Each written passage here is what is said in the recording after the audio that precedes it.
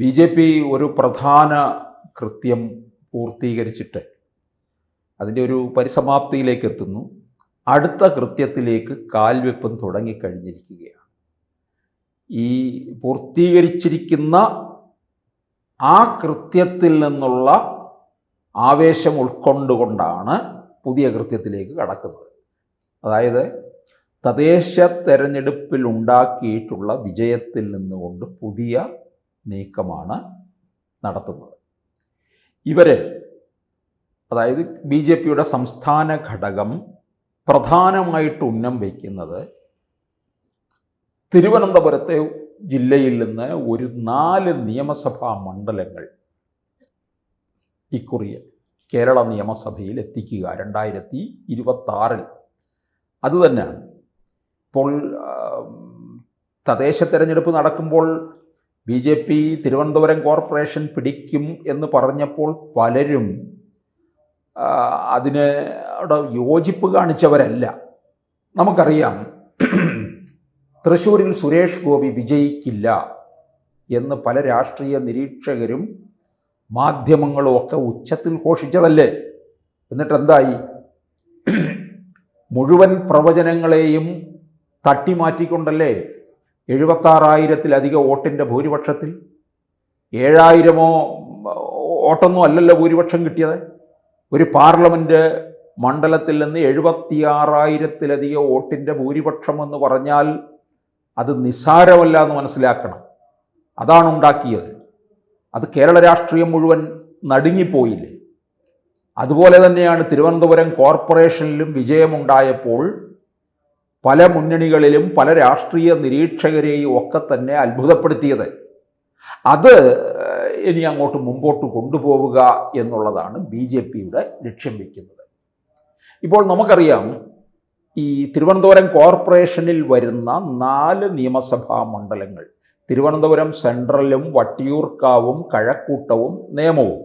ഇതിൽ നേമം 1-ാം സ്ഥാനത്ത് നിൽക്കുകയാണ്. കാരണം 2016 അവിടുത്തെ ജനങ്ങൾ ഏൽപ്പിച്ച കൃത്യമാണ് 2021 നഷ്ടമായി.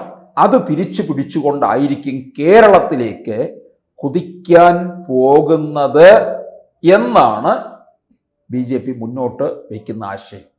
അതുകൊണ്ട് തന്നെയാണ് രാജീവ് ചന്ദ്രശേഖർ വളരെ മുന്നേ തന്നെ പ്രഖ്യാപിച്ചു താൻ തന്നെ ആയിരിക്കും അവിടെ മത്സരിക്കുക എന്ന്. ശരി, അത് കഴിഞ്ഞാൽ ഈ നിയമസഭാ മണ്ഡലത്തിൽ BJP മിക്ക വാർഡുകളിലും വലിയ വിജയമാണ് ഉണ്ടാക്കിയിരിക്കുന്നത്. അതുപോലെ തന്നെ RSSന് ധാരാളം ശാഖകളുള്ള ഒരു മണ്ഡലം കൂടിയാണ്. അപ്പോൾ അതൊക്കെ BJPക്ക് അനുകൂല ഘടകമാണ്. പിന്നെ ഭരണവിരുദ്ധ വികാരം അതിശക്തമായിട്ട് നിൽക്കുന്നു. തിരുവനന്തപുരം കോർപ്പറേഷനിൽ മേയർക്കെതിരെ അതിശക്തമായ ഒരു വികാരം നിൽപ്പുണ്ടായിരുന്നു. അനുകൂല ഘടകങ്ങൾ നിരവധിയാണ്. കോൺഗ്രസ് നില എവിടെയൊക്കെയോ അല്പം മെച്ചപ്പെടുത്തിയിട്ടുണ്ട്. 10 സീറ്റിൽ നിന്ന് 19 സീറ്റിൽ കോർപ്പറേഷനിൽ എത്തിച്ചു. പക്ഷേ അതും നിയമസഭാ മണ്ഡലത്തിലേക്ക് തിരുവനന്തപുരത്ത് അങ്ങോട്ടേക്ക് എത്തില്ല എന്നുള്ളത് ഉറപ്പായ കാര്യം തന്നെയാണ്. കാരണം BJP പിടിച്ചെടുക്കാൻ പോകുന്നതും BJP ഉണ്ടാക്കുന്ന നേട്ടങ്ങളും കോൺഗ്രസ്സിന് നഷ്ടമാകുന്ന ചില കാര്യങ്ങൾ തന്നെയാണ്. ഇപ്പോൾ നമുക്ക് വട്ടിയൂർക്കാവില് കോൺഗ്രസിൻ്റെ കയ്യിൽ സുരക്ഷിതമായിട്ടിരുന്നതല്ലേ, അതാരാണ് കൊണ്ടുപോയി നഷ്ടപ്പെടുത്തിയത്? കോൺഗ്രസ്സുകാർ തന്നെ നഷ്ടപ്പെടുത്തി. അത് ഇപ്പോൾ CPMന്റെ കൈവശമാണ്. ആ CPMന്റെ കയ്യിൽ നിന്ന് ഇനിയും BJP നേടിയെടുക്കാൻ പോവുകയാണ്. ഇപ്പോൾ കോർപ്പറേഷൻ തെരഞ്ഞെടുപ്പിൽ വാർഡുകളിൽ വലിയ പങ്കാണ് അവിടെ ഉണ്ടായിരിക്കുന്നത്. അതിൻ്റെ ഒരു പ്രധാന കാരണക്കാരൻ എന്ന് പറയുന്നത് BJPയിലെ ചലച്ചിത്ര നടൻ കൃഷ്ണകുമാർ തന്നെയാണ്. കൃഷ്ണകുമാർ എത്രയോ നാളുകളായിട്ട് തിരുവനന്തപുരത്തെ എല്ലാ മണ്ഡലങ്ങളിലും ഇറങ്ങി പ്രവർത്തനമാണ്, പ്രത്യേകിച്ച് വട്ടിയൂർക്കാവ് മണ്ഡലത്തിൽ. ഇത് BJPയുടെ സംസ്ഥാന അധ്യക്ഷൻ രാജീവ് ചന്ദ്രശേഖർ തന്നെ അനൗദ്യോഗികമായി പറഞ്ഞിട്ടുള്ള കാര്യമാണ്. ഇപ്പം നേമത്ത് മത്സരിക്കുന്നത് താനാണ് എന്ന് രാജീവ് ചന്ദ്രശേഖർ പറഞ്ഞിട്ടുള്ളതുപോലെ വട്ടിയൂർക്കാവിൽ മത്സരിക്കാൻ പോകുന്നത് കൃഷ്ണകുമാറാണ് എന്നുള്ളത് അനൗദ്യോഗികമായി അദ്ദേഹത്തിന് കൊടുത്തിട്ടുള്ള ഒരു കാര്യമാണ്. കാരണം കോർപ്പറേഷൻ തെരഞ്ഞെടുപ്പിൽ അവിടെ പോയി പ്രവർത്തിച്ചുകൊള്ളാൻ പറഞ്ഞിരിക്കുകയാണ്. അവിടെ നിന്നുണ്ടാകുന്ന പ്രവർത്തന റിസൾട്ടിനെ ആശ്രയിച്ചായിരിക്കും ആ മണ്ഡലത്തിലെ സ്ഥാനാർത്ഥിയെ തീർച്ചപ്പെടുത്തുക.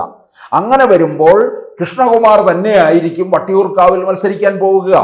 വട്ടിയൂർക്കാവ് എന്ന് പറയുന്നത് തിരുവനന്തപുരത്തെ ഒരു ഹൈ ക്ലാസ് മണ്ഡലമാണ്, പഴയ നോർത്ത് മണ്ഡലമാണ്. നോർത്ത് മണ്ഡലം എന്നൊക്കെ പറഞ്ഞാൽ CPM-ന്റെ ഒരു കാലത്ത് വലിയ കോട്ടയായിരുന്നു. M വിജയകുമാറൊക്കെ മത്സരിച്ച് വിജയിച്ച മണ്ഡലമാണ്. അവിടെ 2016 BJP വലിയ മുന്നേറ്റം ഉണ്ടാക്കിയെടുത്തു. അന്ന് K മുരളീധരൻ മത്സരിക്കുമ്പോൾ കുമ്മനം BJPയുടെ സ്ഥാനാർത്ഥി, CPM-ന്റെ LDF-ന്റെ സ്ഥാനാർത്ഥി TN സീമയാണ്. TN സീമയെ മൂന്നാമതേക്ക് കൊണ്ടുപോയി എന്നുള്ളതാണ്.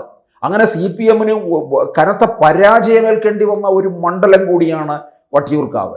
അവിടെയാണ് ഇപ്പോൾ ഈ കോർപ്പറേഷൻ തെരഞ്ഞെടുപ്പിലൂടെ BJPക്ക് വലിയ ആധിപത്യം സ്ഥാപിക്കാൻ കഴിഞ്ഞിരിക്കുന്നത്. അതുകൊണ്ട് കൃഷ്ണകുമാർ തന്നെ അവിടെ മത്സരിക്കുമെന്നുള്ളത് ഉറപ്പാണ്. പിന്നീട് വരുന്നത് കഴക്കൂട്ടം മണ്ഡലമാണ്. കഴക്കൂട്ടമാണ് യഥാർത്ഥത്തിൽ തിരുവനന്തപുരം കോർപ്പറേഷനെ BJPയെ നിലനിർത്തിയിരിക്കുന്ന മണ്ഡലം എന്ന് പറയാം. കഴക്കൂട്ടം എന്ന് പറയുന്നത് CPM-ന്റെ വലിയ ആധിപത്യമുള്ള ഒരു ഇടമായിരുന്നു ഒരു സമയം വരെ. ആ ആധിപത്യമൊക്കെ ഏതാണ്ട് 2016 മുതൽ കുറഞ്ഞു വരികയാണ്. അവിടെ K മുരളീധരൻ, V മുരളീധരൻ മത്സരിക്കുന്നു, ശോഭാ സുരേന്ദ്രൻ മത്സരിക്കുന്നു. അതിനോടൊപ്പം തന്നെ തൊട്ടിയേർന്ന് കിടക്കുന്ന ആറ്റിങ്ങൽ പാർലമെന്റ് മണ്ഡലത്തിൽ മുരളീധരൻ മത്സരിക്കുന്നു, ശോഭാ സുരേന്ദ്രൻ മത്സരിക്കുന്നു. അങ്ങനെ BJPയുടെ വലിയ ചലനങ്ങൾ സൃഷ്ടിക്കാൻ കഴിഞ്ഞ പാർലമെന്റ് മണ്ഡലവും തൊട്ടപ്പുറത്തുണ്ട്. നിയമസഭാ മണ്ഡലത്തിലും വലിയ ചലനങ്ങൾ ഉണ്ടാക്കിയിട്ടുണ്ട് എന്നുള്ളത് എടുത്തു പറയേണ്ട കാര്യമാണ്. അപ്പൊ കഴക്കൂട്ടം നിയമസഭാ മണ്ഡലമാണ് തിരുവനന്തപുരം കോർപ്പറേഷനെ BJPയിലേക്ക് ഉയർത്തി നിർത്തിയത്. പിന്നീട് വരുന്നത് തിരുവനന്തപുരം സെൻട്രൽ മണ്ഡലമാണ്. ഈ സെൻട്രൽ മണ്ഡലത്തിൽ നിലവിൽ അവിടെ ജനാധിപത്യ കേരള കോൺഗ്രസിലെ ആന്റണി രാജുവാണ് LDF-ന്റെ MLA ആയിട്ട് അവിടെ നിലനിൽക്കുന്നത്. അദ്ദേഹം ഇനി എന്തായാലും അടുത്ത തവണ ജനാധിപത്യ കേരള കോൺഗ്രസ് എന്ന് പറയുന്ന ഒന്ന് ഇല്ല എന്നുള്ളത് ഉറപ്പായ കാര്യമാണ്. അതൊരു ഒറ്റയാൾ പട്ടാളമായിട്ടുള്ള പാർട്ടിയുമാണ്. അത് ഇല്ലാതാക്കും. ആ സീറ്റ് CPM അത് ഘടകകക്ഷിയുടെ നിന്ന് ഏറ്റെടുക്കുകയും ചെയ്യും. പക്ഷെ അവിടെ LDF-ഉം BJPയും ഒപ്പത്തിനൊപ്പം നിൽക്കുന്നു എന്നുള്ളതാണ് എടുത്തു പറയേണ്ട കാര്യം. UDF-ന് എത്ര നേട്ടം ഉണ്ടാക്കാൻ കഴിയുമെന്നുള്ളത് കണ്ടറിയേണ്ടതാണ്. UDF-ൽ നിന്ന് അവിടെ UDF-ലെ ഘടകകക്ഷിയായ CMBക്ക് ആ മണ്ഡലം കൊടുക്കും എന്നാണ് അറിയാൻ കഴിഞ്ഞിട്ടുള്ളത്. CMBയില് CP ജോൺ ആയിരിക്കും അവിടെ മത്സരിക്കുക. അദ്ദേഹം പ്രവർത്തനം തുടങ്ങിയിട്ട് തന്നെ നാളുകൾ ഏറെയായി.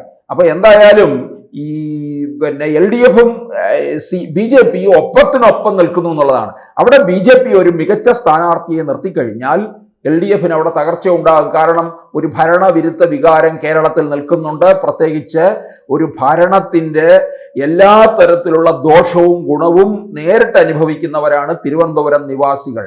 അതുകൊണ്ട് അവിടെ നിന്നും ഈ LDF-ന് കനത്ത തിരിച്ചടി ഉണ്ടാകും.